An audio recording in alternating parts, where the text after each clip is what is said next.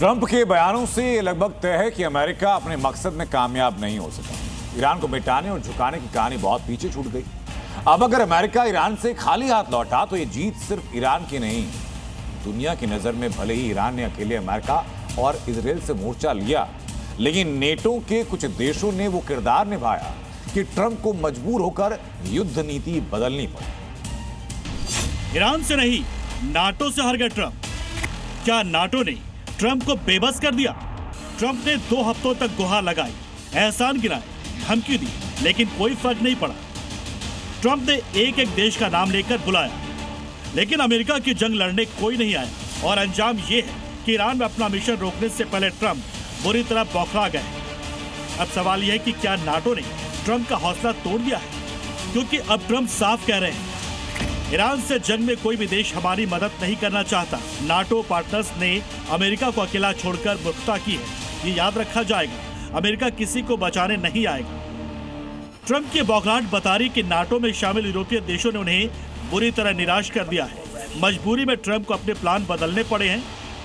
दरअसल ट्रंप ने यूरोप को कई तरह से आजमाया। ट्रंप ने सोचा था नाटो के आने से हॉर्मुज रूट खुल जाएगा, तीसरे देश के आने से ईरान दबाव में आएगा, लेकिन हॉर्मुज तक आना तो दूर, यूरोप के बड़े देशों ने अमेरिका को अपने खुद के बेस इस्तेमाल करने पर भी रोक लगा दी। अमेरिका के विदेश मंत्री मार्को रूबियो खुद बता रहे हैं कि कैसे यूरोपीय देशों ने साफ इनकार कर दिया। जिन देशों पर हमने सैकड़ों बिलियन डॉलर लूटा, वक्त आने पर कोई काम नहीं आया। जिन देशों से अमेरिका को बहुत उम्मीद थी, उनका जवाब देखिए।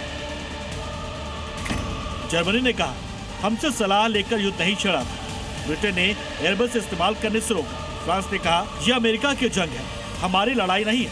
इटली ने कहा, हम कोई युद्ध नहीं लड़ रहे, हम क्यों जहाज भेजे। स्पेन का जवाब था, ये बेवजह की जंग है, नाटो का कोई लेना देना नहीं।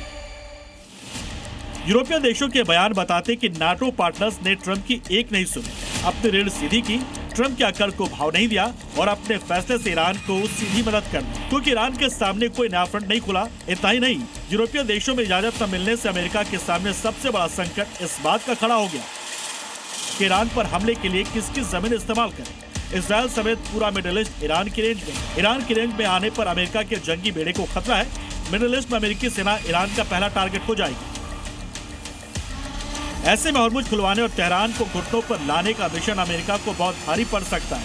लॉजिस्टिक्स का खर्च, हजारों सैनिकों की जान पर खतरा। नाटो के इनकार से ट्रंप के सामने ऐसे कई सवाल खड़े हो गए जो उन्हें दोबारा सोचने पर मजबूर कर रहे हैं। और यही वजह कि शायद नाटो ने युद्ध में हिस्सा न लेकर युद्ध में इतनी बड़ी भूमिका निभा दी है कि सुपर पावर अमेरिका को भी अपनी सीमाओं का एहसास हो गया है। ब्यूरो रिपोर्ट, जी मीडिया।